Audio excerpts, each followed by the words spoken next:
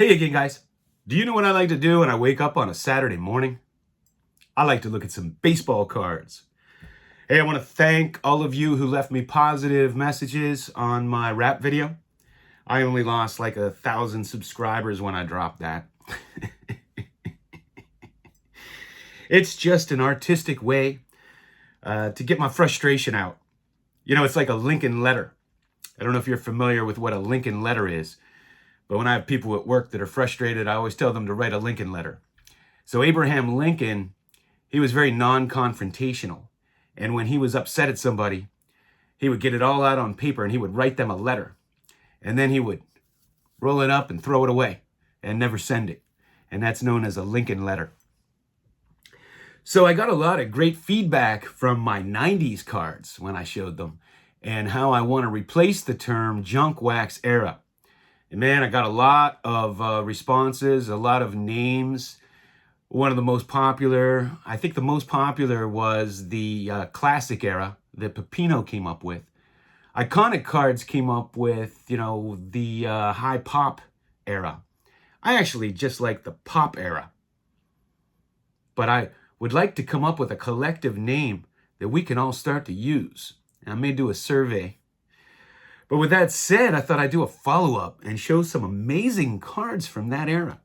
And these cards are so special, I'm going to don the white glove for them. Many of us either started collecting at that time or collected through that time.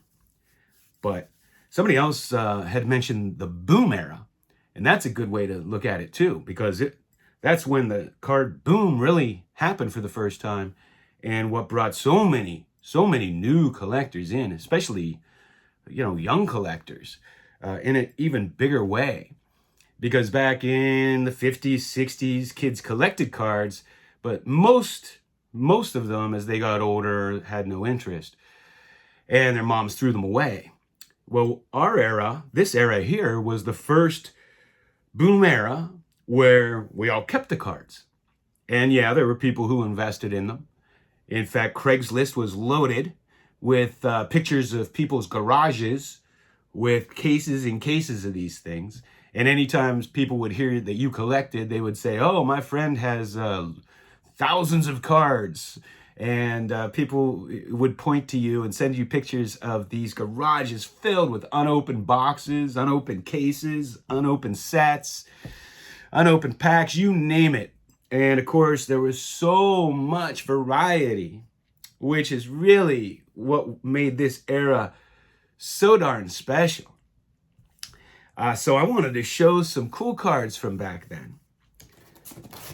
We have here's a Pinnacle Derek Jeter.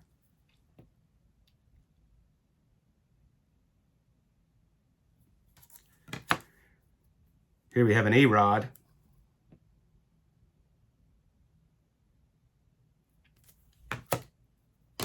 Pudge.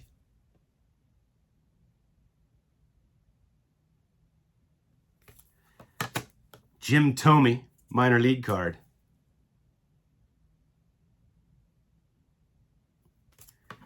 A.J. Burnett.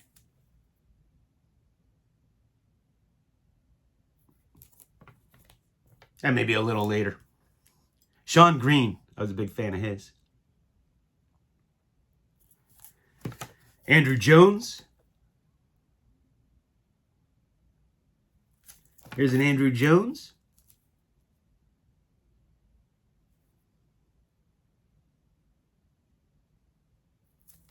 Adam Dunn. And I lived in Cincinnati for a while. And every game I went to a lot of games. And every game I went to, he hit at least one home run. Guy was great. And I have this whole set in a binder, but here's a, what is this? Procter & Gamble. Barry Bonds. Even Procter & Gamble gave away cards. These are the Desert Shield. Here's a Carlton Fisk. Just a great looking card.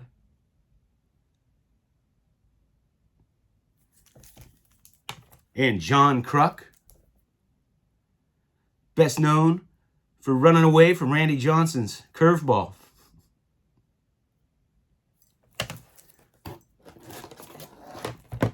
Here's Tim Raines.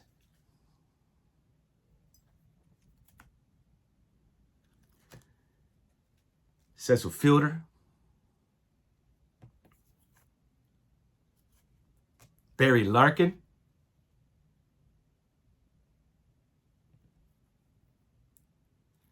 Got this great Frank Thomas.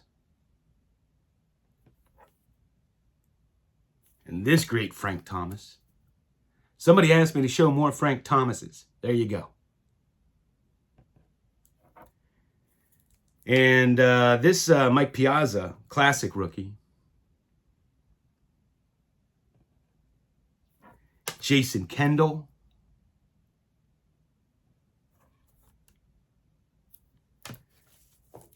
It's another Irod.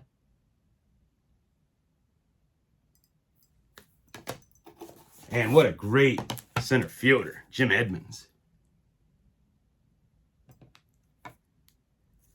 And here's a Sean Green.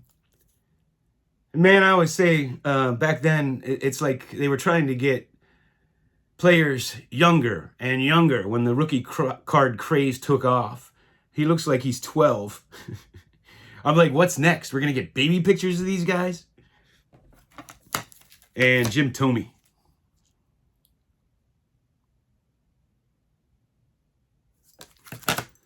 There's Derek Jeter rookie. Prospect, whatever you want to call it. Now this guy, Jim Morris, who knows him? He's the one from The Rookie, the movie The Rookie. Got an unopened pack of Quaker Oats. Here's another Frank Thomas. And I'm not sure where this comes from. I think these are hard to find. This is a Michael Jordan sketch card.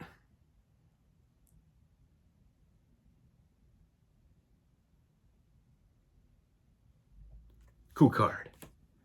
Bernie Williams.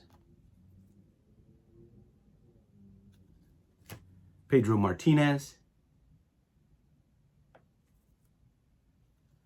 Mike Piazza. Delgado. Big Papi. Got the chrome there and the regular. Or paper. These were in a magazine. These were in, I think, Topps magazine. And they're just cool looking cards. Tony Gwynn and Cal Ripken. And Duracell battery, Deion Sanders. Trevor Hoffman, minor league card. Tim Wakefield. Chris Sabo.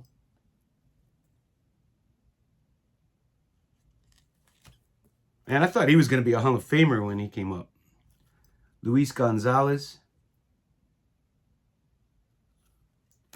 Terry Mulholland. He was from near my area, and I know he threw a no-hitter. All kind of classic cards here. And I have the Barry Bonds over there graded in a 10. It's one of my favorite all-time cards. I've shown it so many times. These classic cards are great.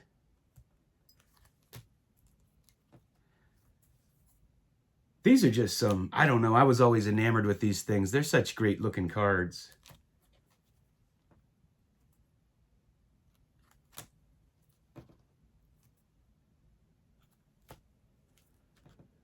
So I want you to give some more thought to what we should call this era. Do you like the classic era?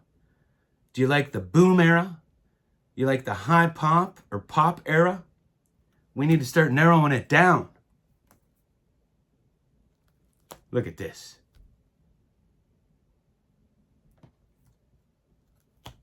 Doc Gooden.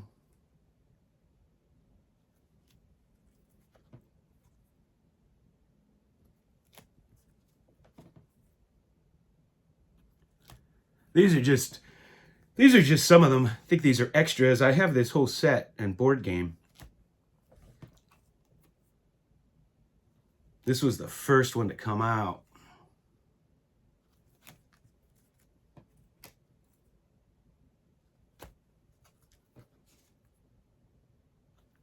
Such great looking cards. So some more cards from the boom era, the classic era, the hot pop era, the pop era. That's what I have for you right now. They used to make these all these reprints of the Honus Wagner card. They'd make reprints and number them. Oh, and they had these Cracker Jacks. I used to get these out of the Cracker Jack boxes, the reprints, or the remakes, I should say, the little mini Cracker Jack cards. Man, I got boxes and boxes and boxes of stuff from this era. That's what I have for you. Hey, thanks for watching.